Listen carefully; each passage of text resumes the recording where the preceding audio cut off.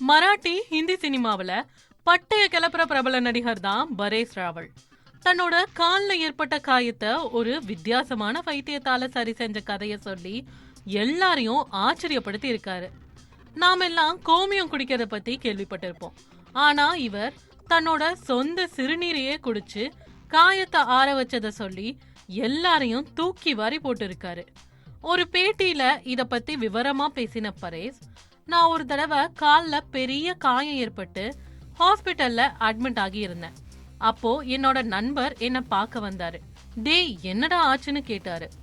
அண்ணா கால்ல காயம் ரொம்ப வலிக்குதுன்னு சொன்னேன். உடனே அவரு, சரி காயத்தை சரி செய்ய நான் ஒரு மாஸ் ஐடியா சொல்றேன். அப்போ அவர் ஒரு செம்ம ஷாக் கொடுத்து, தினமும் காலையில எந்திரிச்ச உடனே உன்னோட சொந்த சிறுநீரையை எடுத்து குடிடான்னு சொன்னாரு. அதோட நிறுத்தாம மது குடிக்கிறதையும் ஸ்டாப் பண்ணு, சாப்பாட்டை சரியான டைமுக்கு சாப்பிடுன்னு சொன்னாரு. இறைச்சி, புகையில இந்த மாதிரி கெட்ட பழக்கம் எல்லாத்தையும் நிறுத்திடுன்னு அட்வைஸ் பண்ணாரு.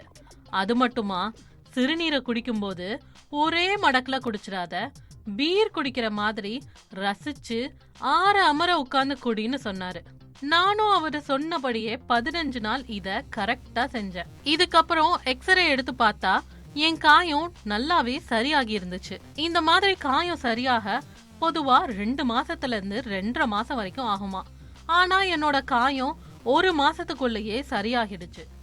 இதுல ஏதோ ஒரு மேஜிக் நடந்த மாதிரி இருந்துச்சுன்னு ரொம்ப உற்சாகமா சொல்லியிருக்காரு. பரேஷ் ராவலோட இந்த வித்தியாசமான அனுபவம் பாரம்பரிய வைத்திய முறைகளை பத்தி நம்மள யோசிக்க வைக்குது.